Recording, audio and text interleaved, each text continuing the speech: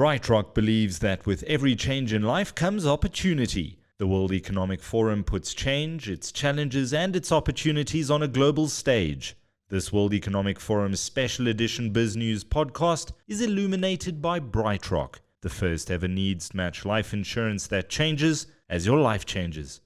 Yeah, you meet the most interesting people at the World Economic Forum, and I have just met Didier Toubia, who's the chief executive of, how do you pronounce it, Aleph Farms. Aleph Farms. Now, reading through your background, the idea of what we're going to talk about in a moment actually came to you while you were in Africa.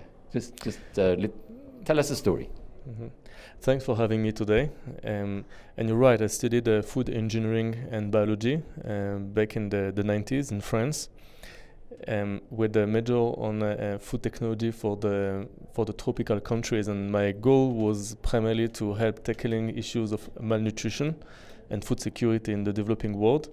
I started my career for a short period of time in Western Africa, in Ivory Coast with the IFC.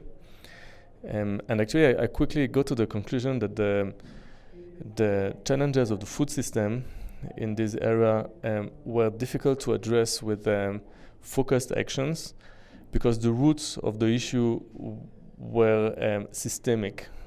It's an issue of wrong allocation of natural resources. Africa has a lot of resources and can feed its people. It's just not utilized and leveraged and shared equally. And there are many reasons for that, which we're not going to go into. I don't want people now to switch off, because I'm sure they're going to say, it's another guy talking about doing the good. But your story is amazing. But you're making, just tell the world what you're actually making, because I understand where you're coming and why you're doing it. But the fact that you're going to give me a steak without having to kill a cow. The reason why I'm mentioning this background is that I believe that today the issue we're facing on the global level, not in Africa, but on the world level, is exactly the same issue I've identified in Africa 25 years ago. That the issue with our food system is a systemic issue about resource allocations. Our food system hasn't been really optimized for feeding people today. It has been optimized for efficiencies, for output, for profits. But on one hand, we throw away 30% of our food. On the other hand, close to 900 million people don't have enough nutrition and food for their living. Well, nutrition maybe is the story rather than food. There are lots of fat people around. Yeah, it's both. And what we'd like to do at Aleph Farms is, as you mentioned, to grow meat directly from its building blocks, which are the cells which make the meat we know today. Meat is primarily a muscle tissue, which, like any organism, is made of cells. But where did that idea come from, Didier? Where did you get it in your head that you can actually make a steak without getting it from killing a cow? We started the company based on a tech transfer from Professor Levenberg's lab at the Technion, the Israeli Institute of Technology.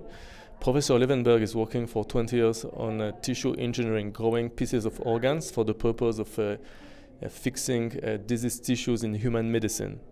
So we actually leverage on what has been learned in this space for a couple of decades in order to grow muscle tissue from bovine origin, in our case, beef, cows, outside of the cow for the purpose of providing better food to people. And now, according to certainly your website and what I saw in the Wall Street Journal, the interview the video they put together, you're producing steaks that taste like steak. Exactly. What we do is isolating cells from a healthy animal, which in nature has this capability of dividing and arranging themselves into a steak inside the cow's body. And we transfer those few cells into a controlled environment, what we call a cultivator, outside the cow, which replicates the same conditions as inside its body, meaning that the cells continue to divide and to arrange themselves into meat, same as they would do inside the cow, but on the outside, under controlled conditions. And that way we can grow meat in 3 to 4 weeks instead of maintaining an animal for 1.5 to 3 years.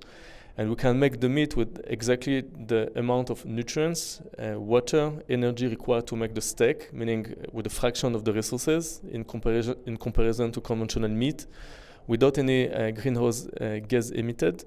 And on top of that, because our production system is in a closed environment, we can produce meat where today it's impossible to do so. For instance, in the Middle East, in many parts of Asia, China is importing 90% of its beef, Japan 65%, Singapore 100%.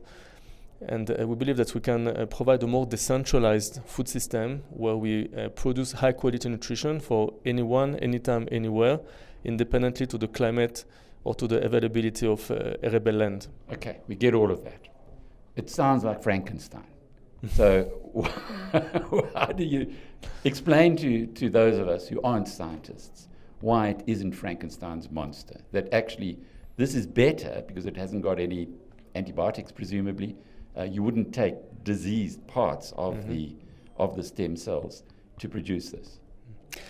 We use cells which are non-genetically engineered and non-modified, meaning natural cells, and we go through exactly the same process those cells would go in the cow, meaning we're kind of really an extension of the animal, replicating outside of the body what would occur inside in an optimized and controlled manner.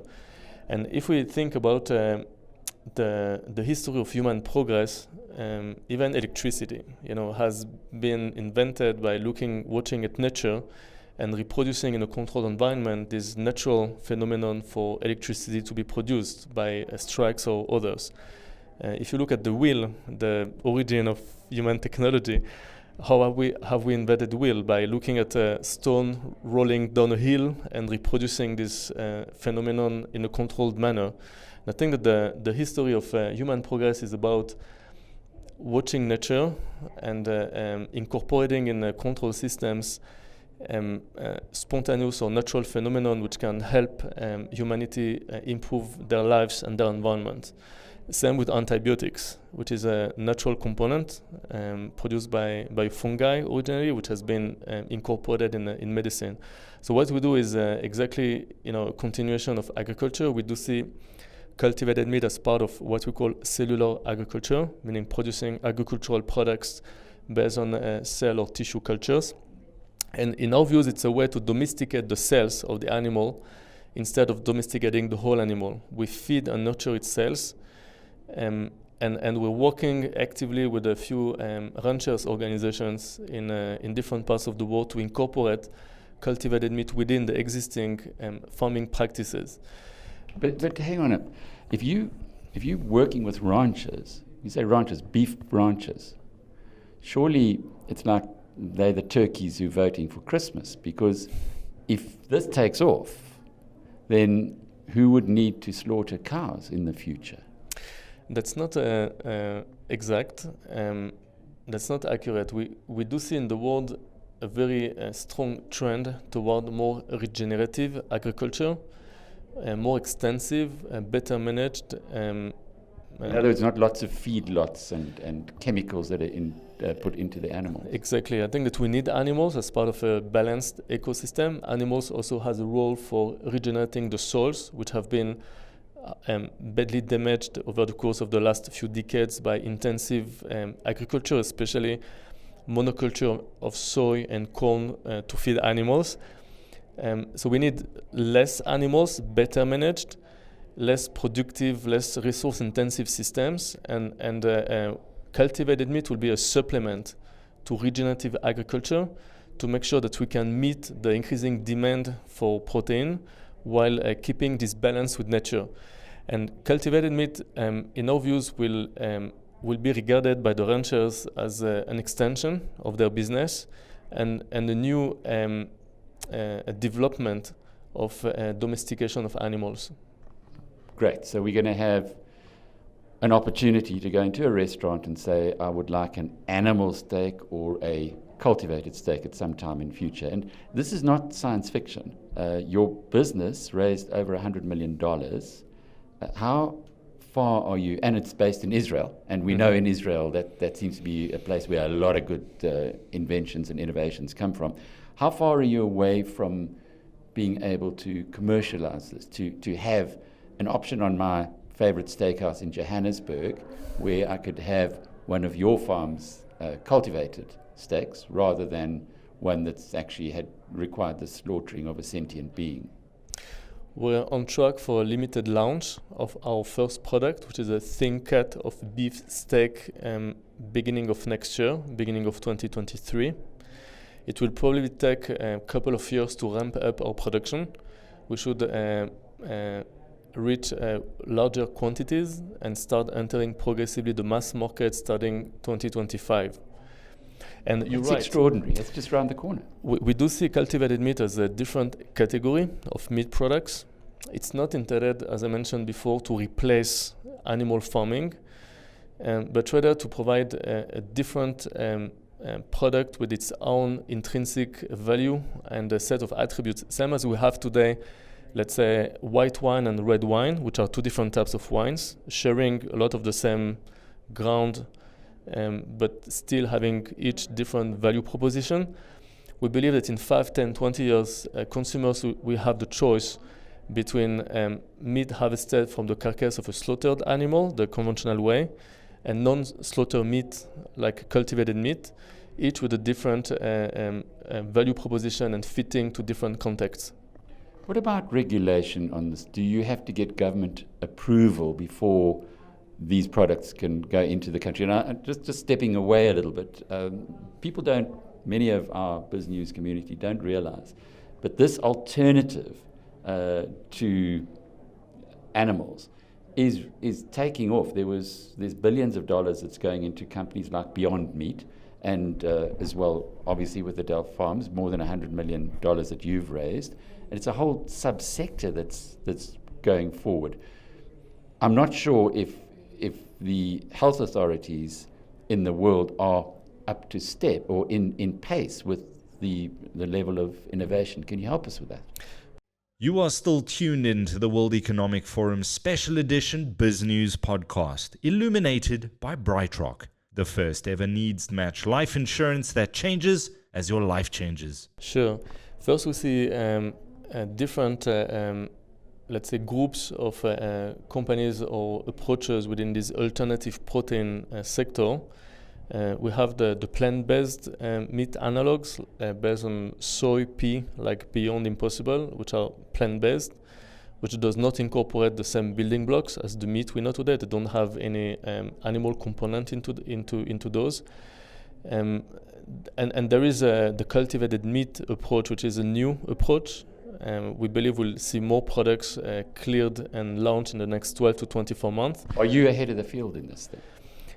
And we're one of the, let's say, 5 or 7 companies leading this new industry. We believe that few countries will clear those products for marketing relatively soon. Currently, there's just one product cleared in Singapore, and the US is deep into learning this space. Other countries, especially in Asia, the Middle East, are also very much involved. The European Union has a regulatory framework already for clearing cultivated meat.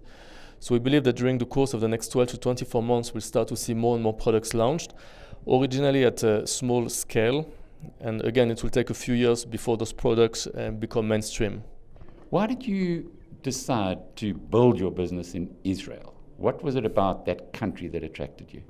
I think there's a couple of reasons. First, the Middle East has a very strong issue with the food security, ensuring high quality nutrition to the local people at any time.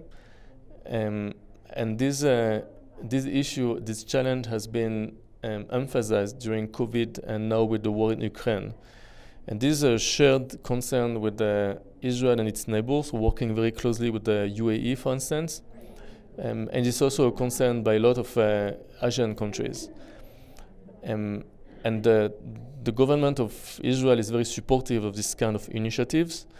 But beyond that, we have in Israel a very strong know-how in tissue engineering and cell biology, and a very good a collaboration between the industry, the academy, and the government. Israel started as a great example of a collaboration between the Strauss Group, which is a food company in Israel, the Technion I mentioned before, and with the funding and support by the Israel Innovation Authority, which is something we can't see very much in other parts of the world, and I'm talking about 2016, 2017. It's amazing, and a lot of people are going to be excited about this, because I don't think anybody with great humanity feels comfortable about the way that we're getting our steaks nowadays. But the taste is going to be all important. Now, it was interesting looking on your website that you've got your resident chef, Amir Ilan. Is that how you pronounce it? Amir Ilan. Is he the Jamie Oliver of Israel? Sort of, yes. Because he's on television and he writes and he blogs and everything else. So what role does he play? Presumably a resident chef will make sure that it actually tastes at a standard that people will be able to substitute other steak for this steak. Exactly. First, again, on the difference to plant-based meat analogs, cultivated meat does incorporate the same building blocks as the meat we know today, meaning we do have real fat from meat. We have real fat. So there's yes. So you have a rump steak type with fat on the outside. We have the cells incorporated in our product, which provide the same fat you can find in any steak harvested from a slaughtered animal. We have collagen and volatile amino acids and the heme, meaning I don't want to be too technical, but inherently within our product, we do incorporate all the components which make the flavor and the taste of the meat we know today. Meaning that the sensory properties, meaning taste, flavor, texture, are very similar to the meat we know today. Again, our goal is not necessarily to be a one-to-one replacement and to copy one specific cut of one specific breed of one specific terroir of conventional meat. We want to develop our own signature, our own space within the meat universe, but we do incorporate and we do belong to the meat universe. The role of Amir is very important because, as you said, we use science and technology to develop a better approach for meat production. But at the end of the day, we're not a scientific or technological company. We're a food company. Food is very emotional, especially meat. Especially for the French. Especially for the French, but for everyone, I believe. Food is not a functional product, and the issues associated with the protein transition, meaning how to better produce protein in the world, is not a technical issue. It's not just about making proteins production more efficient, producing more with less. It's also about being able to connect with the consumer to fit into food cultures and culinary cultures around the world, to get this connection with the brain, this emotion, this experience the consumers are looking for. So we really develop our products around our kitchen. Our kitchen is at the center of the company. We have many internal and external tasting events. Almost all our scientists, more than 80% of our scientists, are trained as professional tasters, meaning that they test the meat we produce to close the loop and so that they can understand how different production methods and improvements impact the actual sensory properties of the end product, which is the key. It's an extraordinary story, as I said before. Excuse me. Tell us about the space program. Aleph Farms has initiated a space program in 2019 named Aleph 0. And we do see our space program as some kind of Formula One team, if you'd like. Same as car manufacturers might have a race team, which is a great framework for testing new materials or new technologies in the toughest environments. And conditions, and once validated, those technologies are many times applied into our day-to-day car. The ABS, for instance, is a good example. We do see our space program as a way for us to push the frontiers of sustainability and food security, developing the most advanced technologies to make meat with almost zero resources, in a closed loop in the toughest climate conditions. In space, the temperature can go up and down very extremely. Once we know how to produce meat on the moon, we can produce meat anytime, anywhere, in the middle of the Sahara or in the middle of the Antarctic. And this is part of our long-term vision for providing high-quality nutrition to anyone, anytime, anywhere. So in 10 years' time, is it likely that it will be easy and economic to eat manufactured meat rather than what we have at the moment? The short answer is yes. Is 10 years too long? Perhaps is that time span too conservative? We do expect to reach price parity with the conventional meat within 5 years from initial launch. Our product will originally be launched at probably 30 to 50% premium. But we're working on pursuing a very structured and proactive cost reduction roadmap to reach this target of price parity within 5 years from launch. We are dealing with the beef steaks, which has a relatively high price point. We believe it will be quicker and easier to reach price parity with beef than with chicken, for instance, which is sold as a much lower price point. For chicken, it might take a bit longer. And finally, your investors, when are they hoping to see a return? Because if what you're telling us is accurate, and if we go into the future, clearly this could be a massive, massive market for some of the early innovators like yourselves. Are you looking to list your company on the Israeli Stock Exchange, NASDAQ, somewhere else?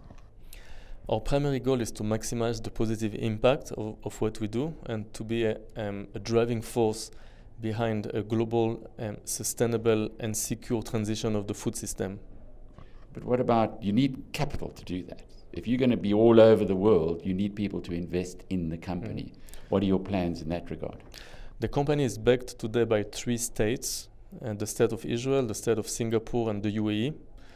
Singapore and the UAE invested through some of their sovereign funds. And we got more and more back from additional governments, states and public organizations, which are looking at cultivated meat as a possible important solution of this inclusive long-term transition of the food system for more sustainable production, reaching net zero goals and for food security purposes. So this is one type of our investors. We're also working very closely with the food and the meat manufacturers of the world. Today we have 5 meat producers and processors as partners at Aleph Farms, and they do see cultivated meat as a diversification of their supply and a way for them to improve the resiliency of the meat sector. And we have a few financial investors as well, in particular L. Catterton in the US. We're also working with Leonardo DiCaprio, whom you might have seen, who is... he was here in Davos, I think, a few years ago. Yes. He's actually landing in Israel today while I'm here.